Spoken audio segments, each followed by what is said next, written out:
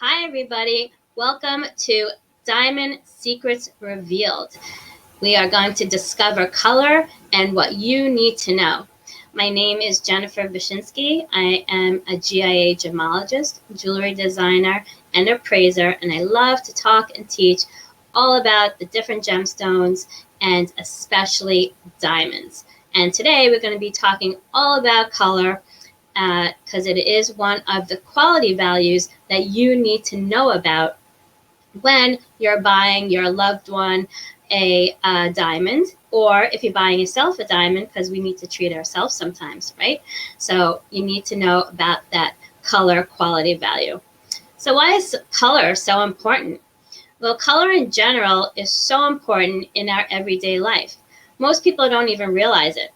Every color all around you can affect your mood, affect you psychologically, and even affect your health. Colors like red, which is a warm color, it increases your energy. It gets your blood going and helps if you're having a demanding or a hard day.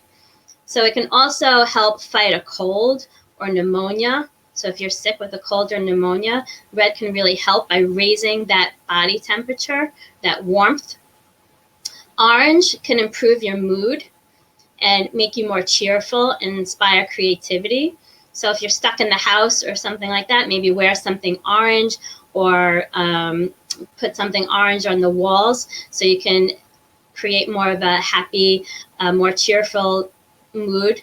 Yellow can help you fight some of the anxiety you're feeling these days and brings clarity as well as happiness. So also wear some yellow, go outside, take a walk, look at the sunshine, so you can bring some happiness into your day. Green is the color of nature, and it's very healing. So it brings a sense of calm and helps to relax the body. So it's very relaxing and soothing color. But since it is part of nature, it also fills you with energy. Blue is a cool color and helps with fevers and heat exhaustion, as well as helping hyperactive children. So blue can really help calm any kind of hyperactivity or any of these fevers that you may be having, can really lower that, as well as help with sleep disorders. So indigo helps purify the bloodstream and helps us mentally. And lastly, we have violet, and that helps purify thoughts and brings guidance so we can be clear-headed. So what do all these colors have to do with diamonds? Well, the diamond is the most powerful because it encompasses all of these rainbow colors. So the colorless diamond not only protects and strengthens you, but with its many reflections and reflections of color, it amplifies them out, increasing its power to not only you, but to everybody around you. So its strength and purity has been prized throughout the century, making the diamonds with the least amount of color or colorless the most valuable and the most in demand. So diamond does come in every color of the rainbow.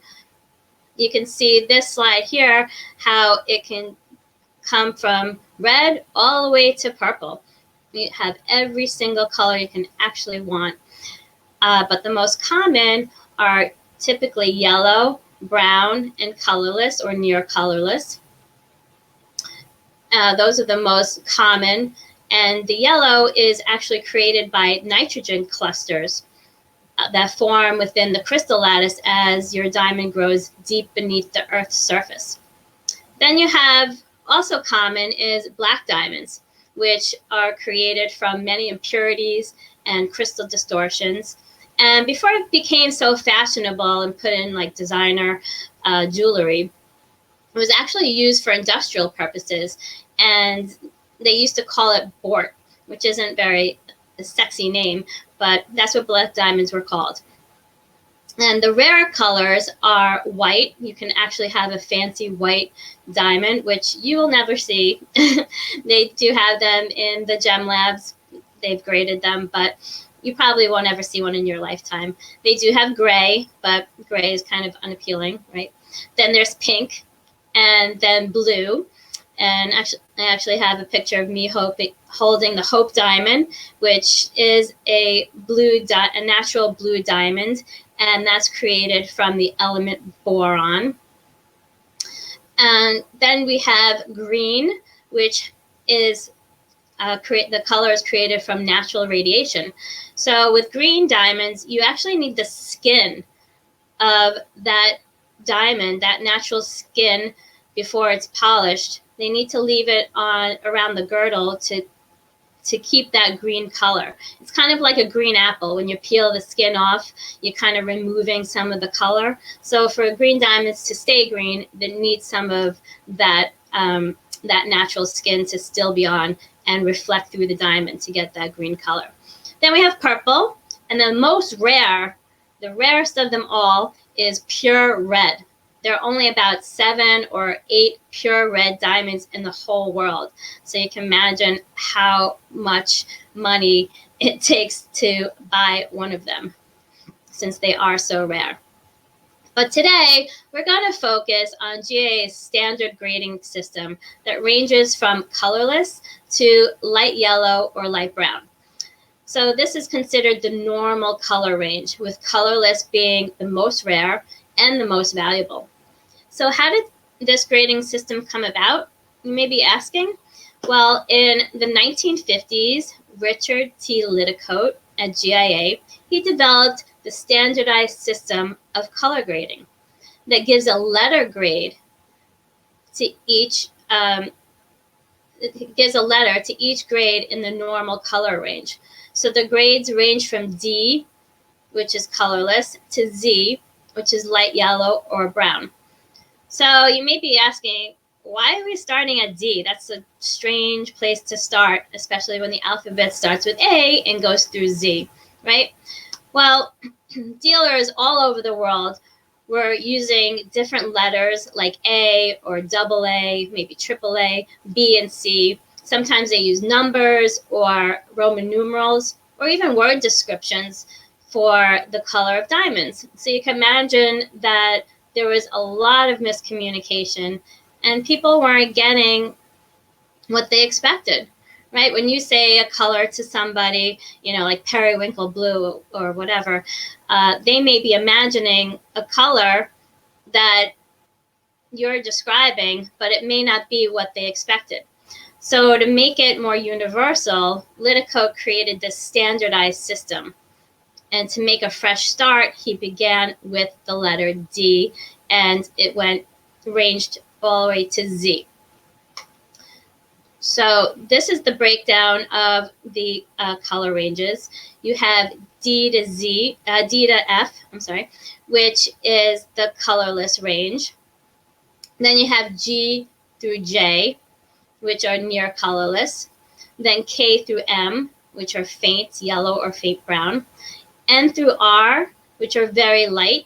And then S through Z, which are light yellow or light brown.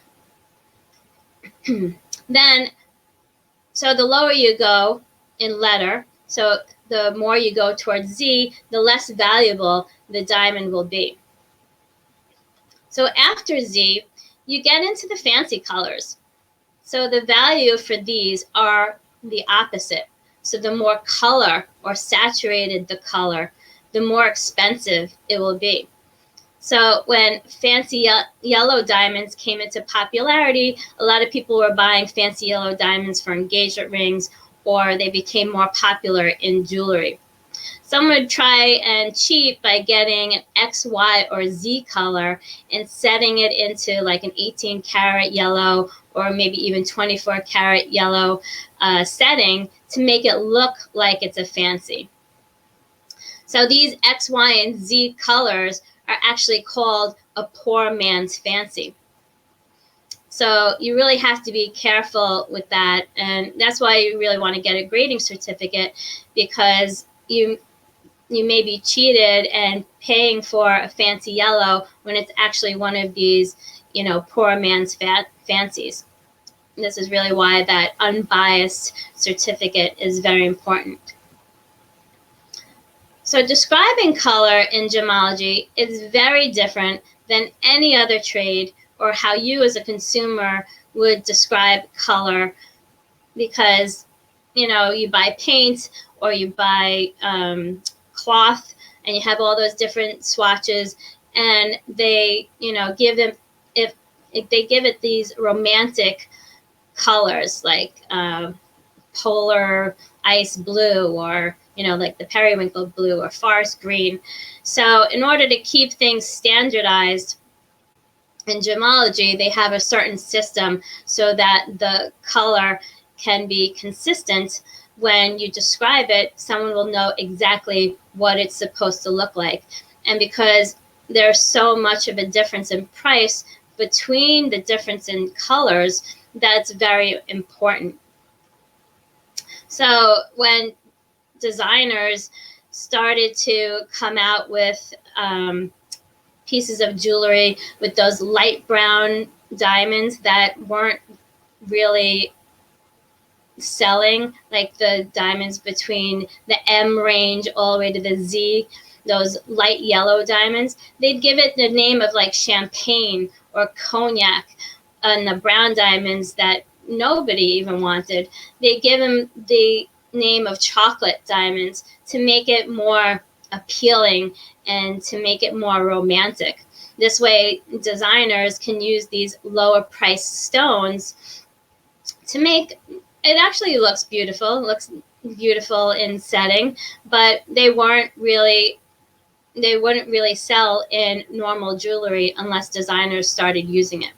So when describing a color in gemology, we don't use these romantic names, because then you'd be confused, because one color to you can be another color to somebody else. So we first describe the hue, which is that total body color. As soon as you look at something, you may see it as blue or as purple, something like that. So you're describing that total body color. And there may be a modifying color, but we're not going to get into that. Then you describe the tone, which is the lightness to darkness. So the lighter it is, it can be like a pale looking, and then the darker it is, could look more black. And then we describe the saturation, or how vivid or strong that color is, how deep that or rich that color is. Think of red. When it's more pink, it's less, it has less of that red color in it, so it's not as saturated. And then when you have like a blood red, that one is deeper or richer with that red color.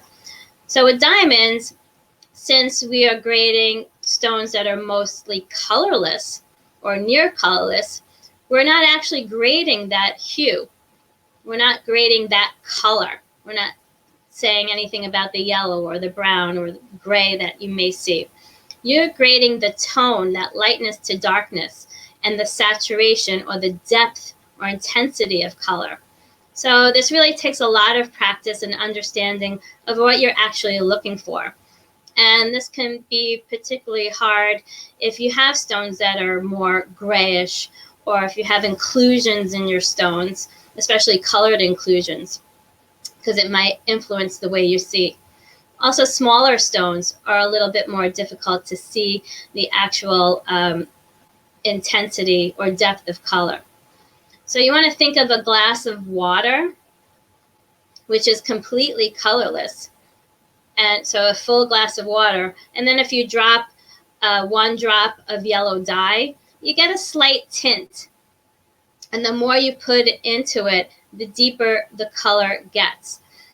So I can show you a slide of every single color that is in that natural color range, from D all the way to Z. And you can see how the tint is very, very, very gradual. So each color grade is a range of color. So for example, if you have a color graded a G, then it may have been very slightly darker than the F. So I'll show you a scale here. So if you have something that is darker than the F, but then lighter than the H, something that's dark, slightly darker than the F will be considered a high G, and something that is very close to the H would be considered a low G. So it has that range of G. So when diamonds are graded in a lab, there's more than one person looking at each diamond because it can be so subjective, and each person can have their own opinion. So more than one person looks at it, and the majority of people looking at it, giving it that one letter grade, that will overrule and become the final grade. And due to the fact that humans cannot remember exact color, so it's known that humans can't really remember that slight variances of color. So every diamond in a lab is graded against a master stone. So if you have something like a set like this, master stones are diamonds that are of known color. And each one of them are round brilliant in shape, and they weigh about 30 to 40 points because you don't want something too small. And if you have something that's larger, it gets to be very expensive because you need, a number of them. Each one is at the highest of their color range. So it's at the beginning of that color range. And the cut will be very good or higher. This way you don't get any optical effects affecting your color grading. Each one will be very good or higher in clarity. Again, you don't want optical effects affecting your choice. And you want a stone with no fluorescence. So you don't want it to have any reaction to ultraviolet light with the blue or yellow kind of fluorescence, because that can affect your color. And we're going to be talking about that in a later date. So imagine that you're in a diamond grading lab. So a diamond grading lab has very dim to no lights on. So you need a dark environment to properly color grade, because gemstones, even diamonds, under different lighting conditions, lights actually have different wavelengths, and that's how you see color. So a light can absorb different wavelengths, and you'll see one color differently under a different light source and see it as another color in another light source. Imagine like you bought something that you in the store and it was brown under the lights that they had, and then you go outside and it's more of a taupe or maybe like a light green color.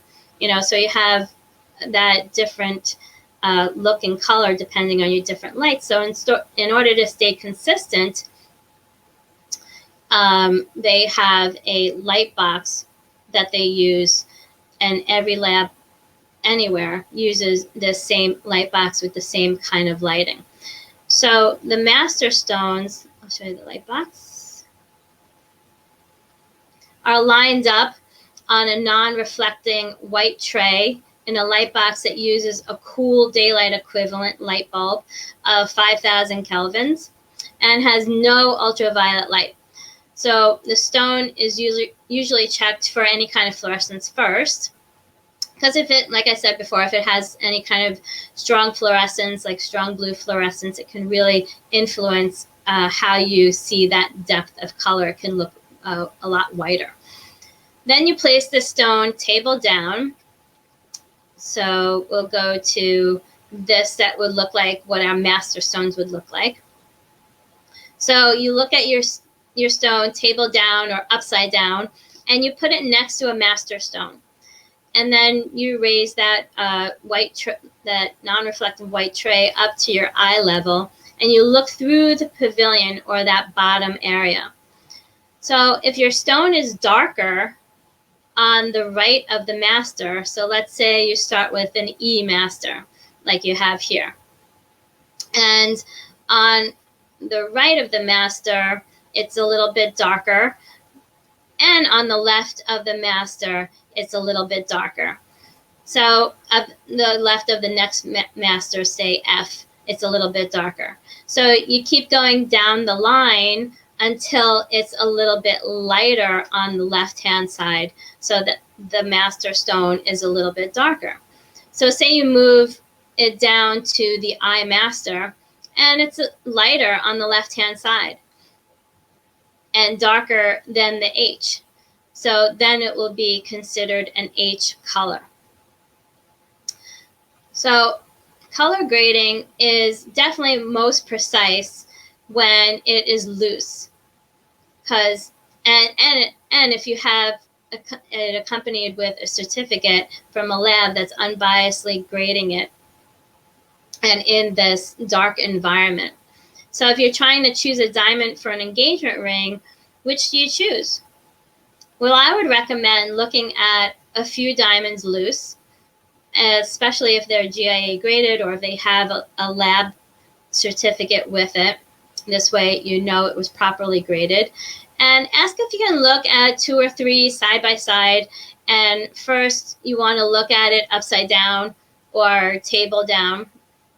And then you want to look at it, and your final judgment should be what you see from the top view or that face up view, because that's how you and everyone else will see your diamond.